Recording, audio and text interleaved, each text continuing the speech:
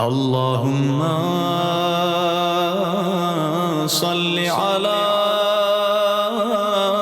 محمد وآل محمد.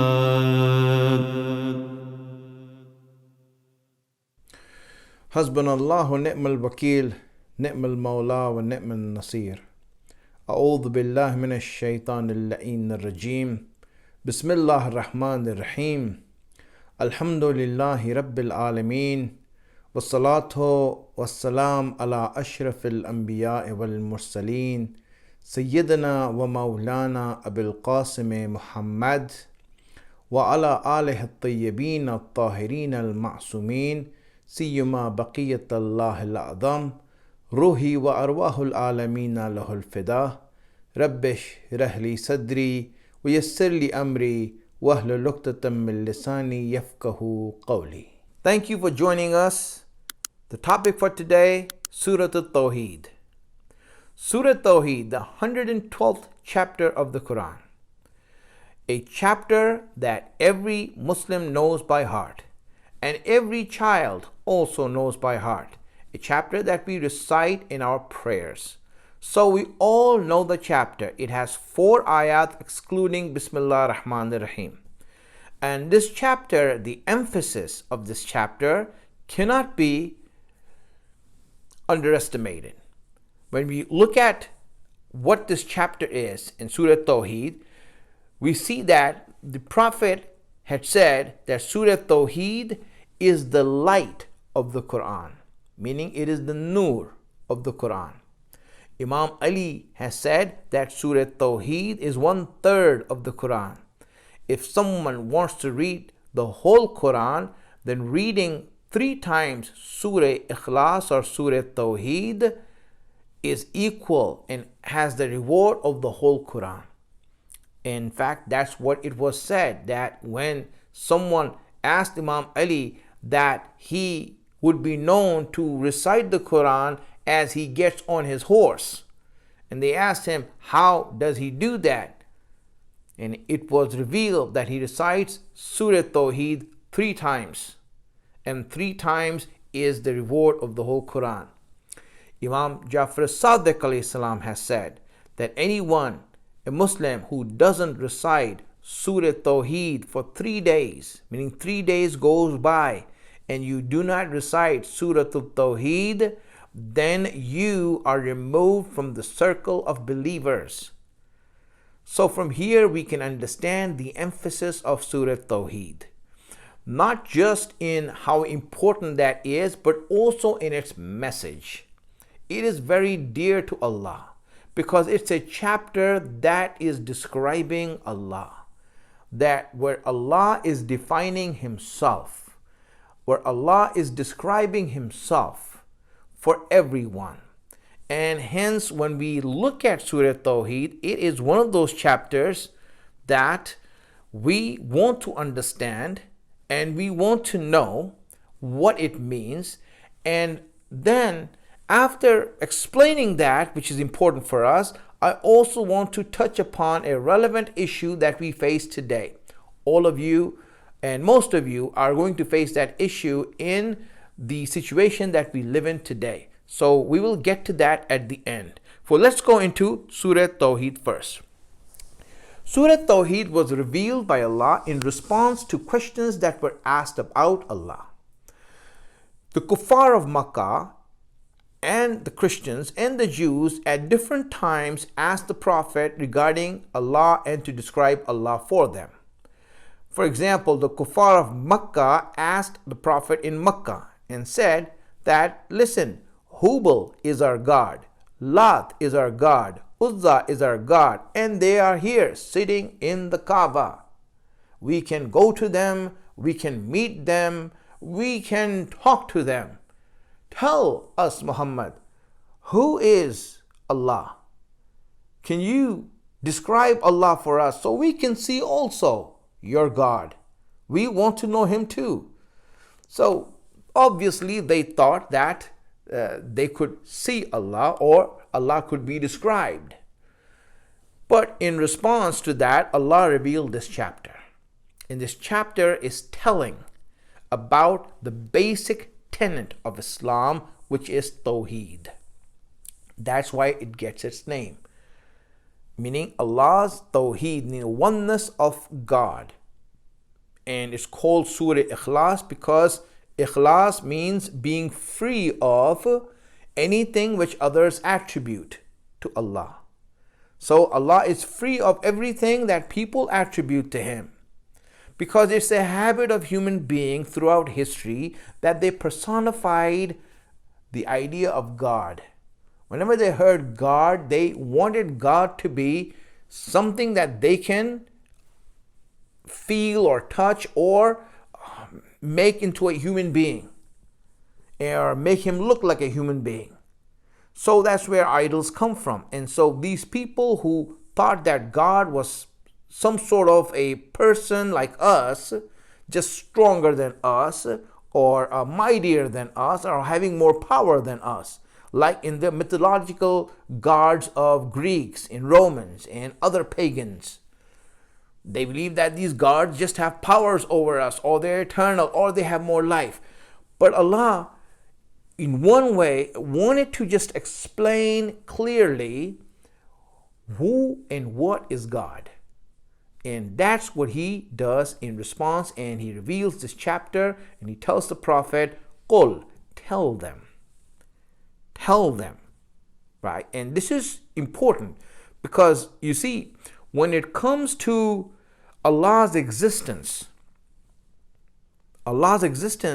we can't see Him. We don't know Him.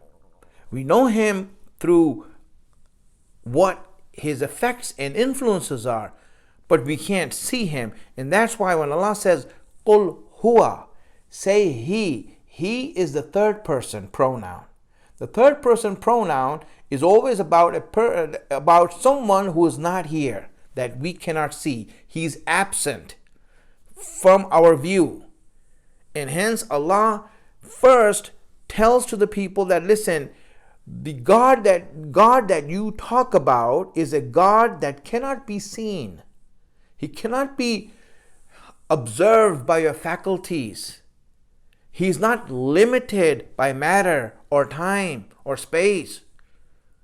He is beyond that. So hence, He is that third person who is absent from your mind, absent from the view, absent from anything that you can use to observe things. So on one hand, the existence of Allah is imperceptible. It is indiscernible. It's not observable. That is the existence of Allah. But on the other hand, His presence and His influence is in everything. You see who Allah is. Meaning, when it comes to His existence and His being, yes, there is no way that you can perceive or conceive of Allah, of God. But when it comes to His presence, then you can feel His presence and know His presence from all the influence and effects that He has. Meaning everything in this world is an effect of Allah. It is an influence of Allah. He is so clear that anyone who just looks around will know God without seeing Him, without observing Him.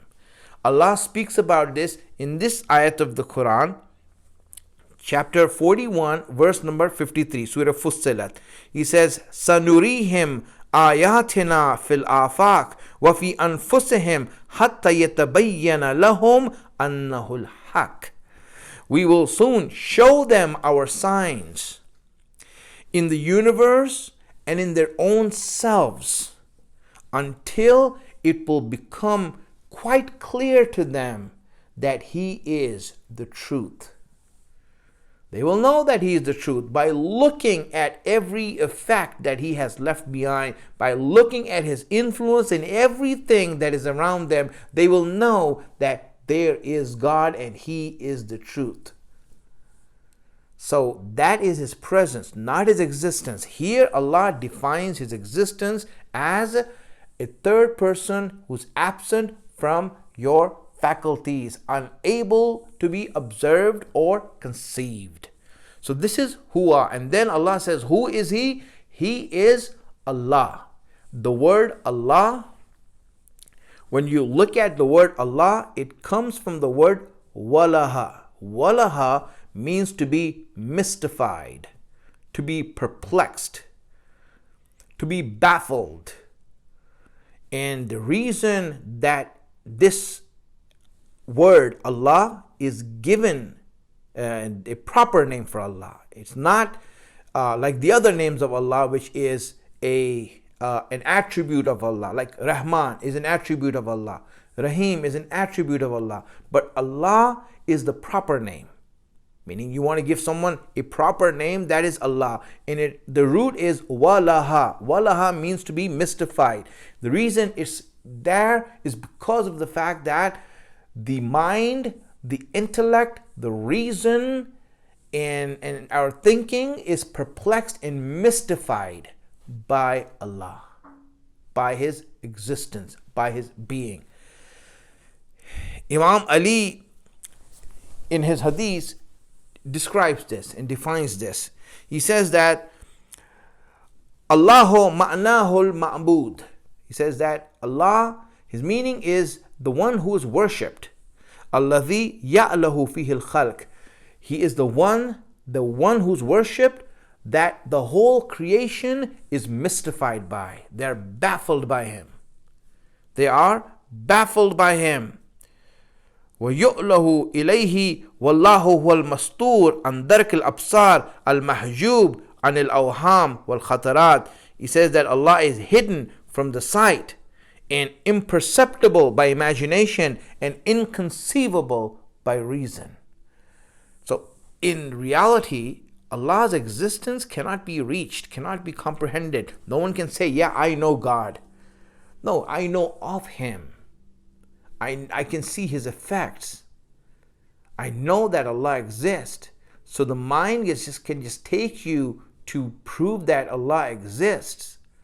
But what Allah is, it's incomprehensible.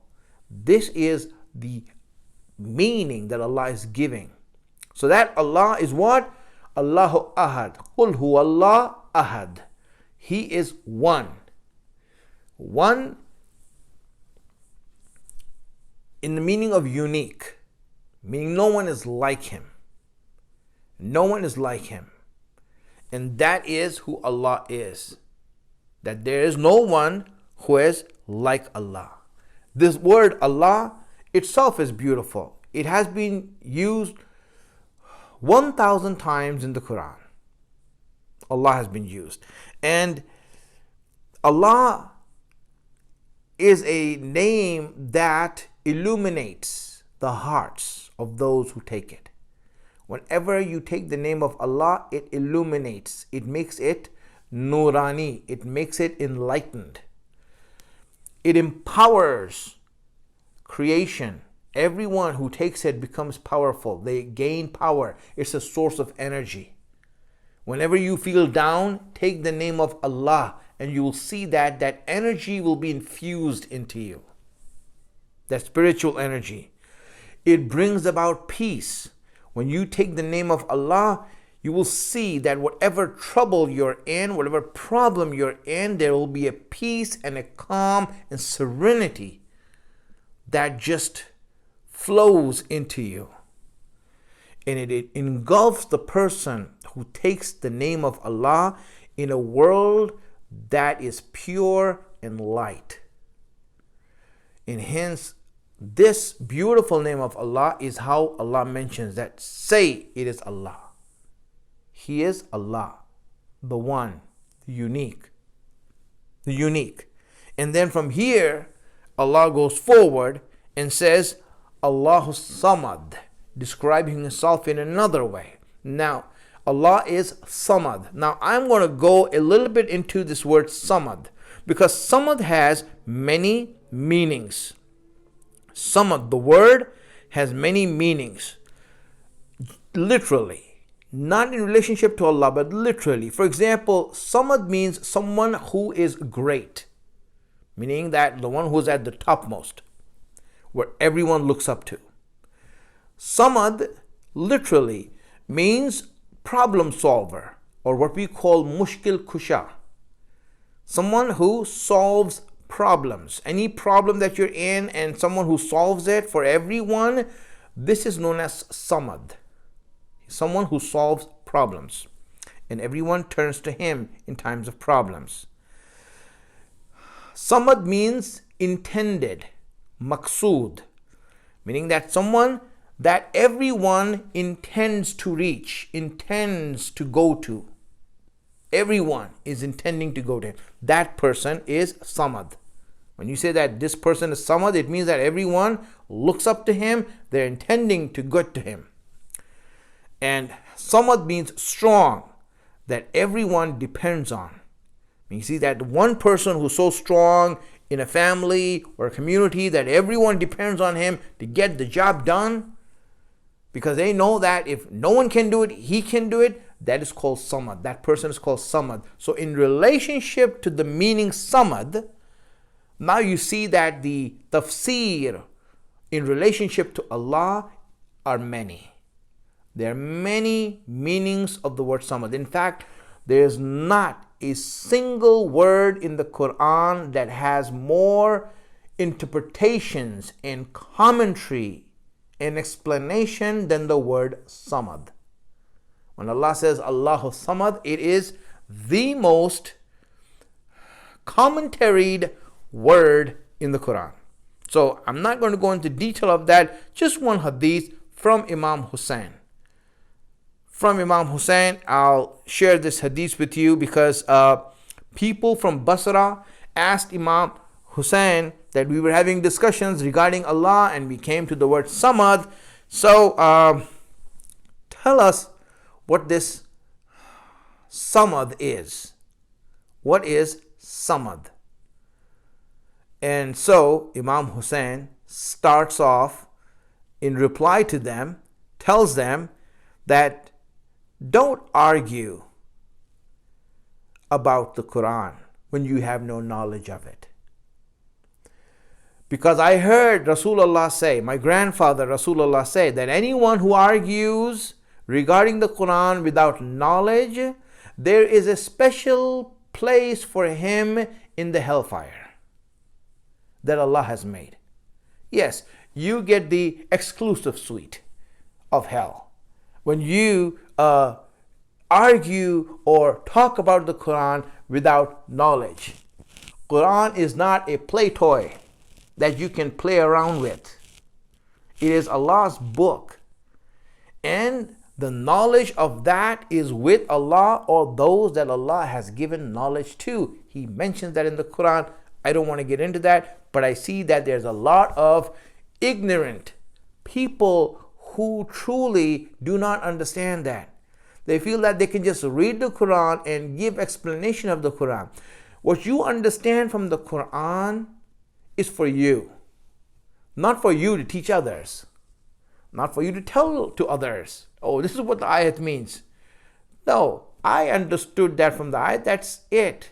It's for you not to be told.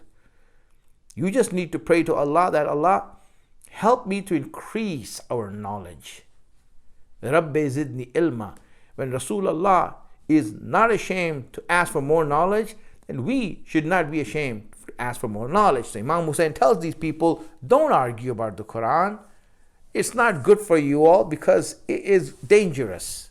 And don't be doing that. So hence, he now comes to them and says, listen, Allah explains that in the ayat after it. As to what is Samad. He explains that. And what is after it? He says, Lam yalid walam yulad. Walam yakun lahu kufuwan ahad. This is the explanation of Samad. This is what Samad is. When Allah is saying, Allahu Samad, then Lam yalid walam yulad walam yakun lahu kufuwan ahad. It's an explanation of Samad. Imam Hussein is saying that Allah is doing the tafsir of that. Don't try to do tafsir of yourself. And hence, Imam Hussein mentioned to them some of the things that is the meaning of Samad. Meaning that everyone looks up to him, everyone depends on him. Allah is the greatest of all that everyone is under. That is Samad. So who is he? Lam yalid wa lam yulad. Literally it means the one who does not beget, nor is he begotten. Not just in terms of children or birth, as is the case with, for example, the Christians, you might say, because Allah is now rejecting the idea that the Christians have given, rejecting the idea that the kuffar have done. All the people who describe Allah, he's rejecting that idea and saying that, listen, neither does anything, child or anything else, comes out of Allah. And Imam Hussein explains that. For example, like non-material things like children don't come out of Allah, of God. Or for example, like objects coming out, like milk from a cow. There's nothing that comes out from Allah like that. Nor subtle things like the soul. Allah doesn't have a soul that's inside of him that's keeping him alive like us, which comes out of us when we die. Or for example, effects like sleep and imagination and sorrow and grief and happiness and sadness. This is not that. There's nothing like that that comes out of Allah like that. God is superior to all of these things coming out, nor does Allah come from anything else. This is Allah.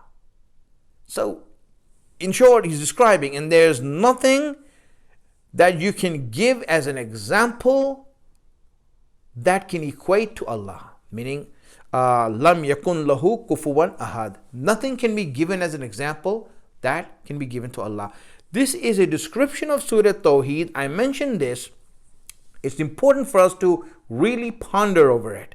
The arguments that Allah put, I didn't really go into a lot of the arguments that Allah really put and logical arguments that are there as to what is ahad and what is the meaning of one. It is a logical argument regarding what oneness is, what Allah is, and hence I'm not going to go into that. Just I want to point out something to you all which is very important, and that is that I had many questions from parents. Many parents, I will not say one or two, but many parents called me and concerned and worried about their children who are in college.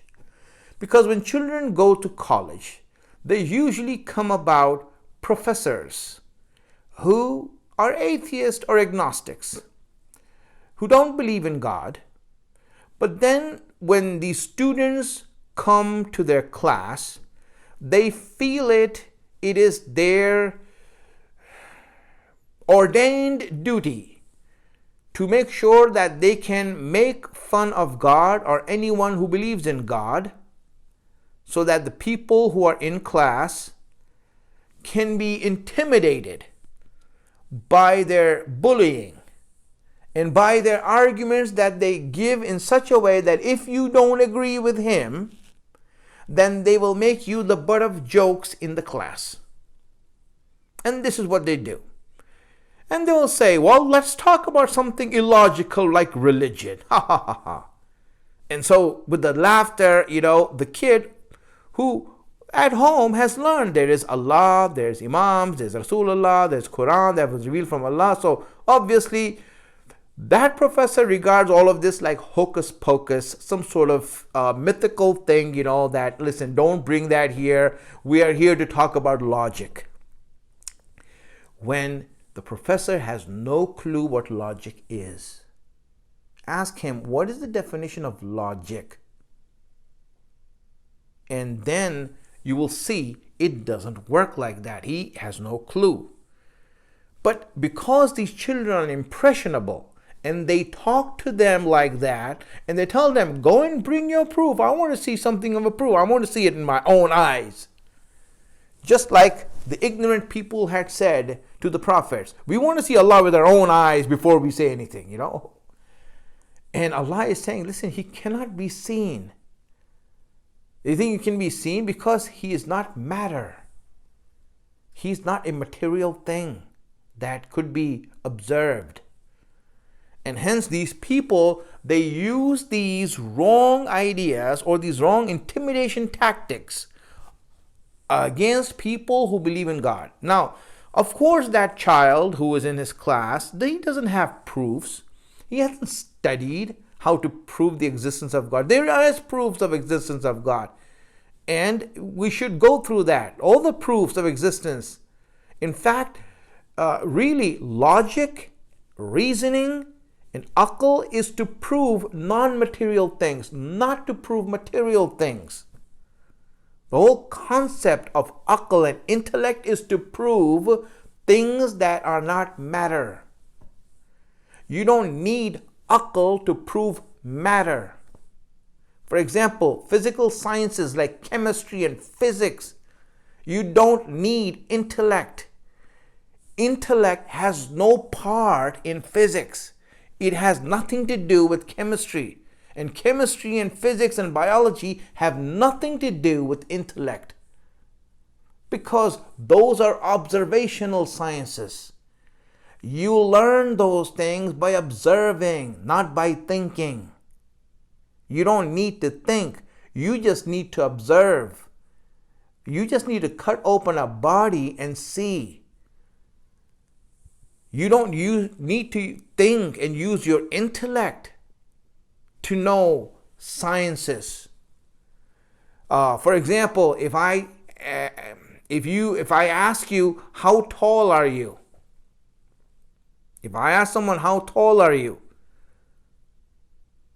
Now, I can think from now until I go to the grave. I would not know for sure how tall you are unless I come and measure you. This is called observational sciences, knowledge that's based on observation, not on thinking.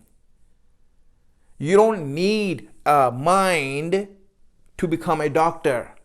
You don't need a mind to become a physicist or a chemist. That has nothing to do with intellect, with computation. Computation and intellect is meant for sciences that have to do with non-material things. And that's why Allah gave aql to us to learn about non-material things. That professor who tells the child, so show me God. I want to see him. I haven't seen God. Have you seen God? Where is the proof of God? Okay, good. I would tell the student, just ask him, it's okay, show me knowledge. I want to see knowledge. You have knowledge, obviously, it is known by the degrees that are hanging on your wall. But can you show me knowledge? Can you weigh how much it is? Can I observe it before I can believe it? It is a nonsensical question. Because just like knowledge, everything that doesn't have matter, because knowledge is an immaterial thing. It's non-material. That's why you cannot point it, you cannot prove it, you cannot observe it. God is just like that, meaning more than that, but I'm saying, just like knowledge is unobservable, God is unobservable. It is really important for our children to understand Tauheed, first to know the existence of God and the proofs of the existence of God. To know what it is, it's based on logic and reasoning, and know where reasoning is used, where intellect is used. Because these professors, they will give these arguments and they will bring forward these arguments to make these children impressionable young minds who obviously, when they don't know the answer, they go to their parents. And the parents don't know those details as to how to prove that. And you know what? Unfortunately, let's not go further. They'll go to ulama and probably, maybe that's more messed up, up there. But still, when we look at it, we see that people, they don't explain to them, or they don't go into the idea of what logic is and where it's used for Allah's Tawheed. This is why it is essential in our communities to discuss about Tawheed and about the existence of God and knowing God in proving the existence of God. Yes, our hearts have proven His existence. We don't need these proofs, but just so that those people who question us and who are creating doubts in our children, we are able to defend those doubts and help them to understand Tawheed so that they do not get lost. And many children do get lost. We need to protect our children by protecting and helping them understand what Tawheed is and existence of God. Surah Tauheed is a good place to start. See the reasoning behind it, go through it, discuss it, make sure that youngsters understand it. Sunday schools should be doing this job better, but unfortunately the people who teach there don't know how to prove God, and that's why you see there's weakness there also. So we all, teachers also at Sunday school, must know the reasonings and the arguments of God and the existence of God and proving the existence of God as much as they are able to teach the children that and make them strong. Thank you very much. Wassalamu alaikum wa rahmatullahi wa barakatuh. Wa akhiru da'wana anil hamdulillahi rabbil alameen. Please recite a Surah Fatiha for your marhumeen and the shuhada of Islam. Allahumma salli ala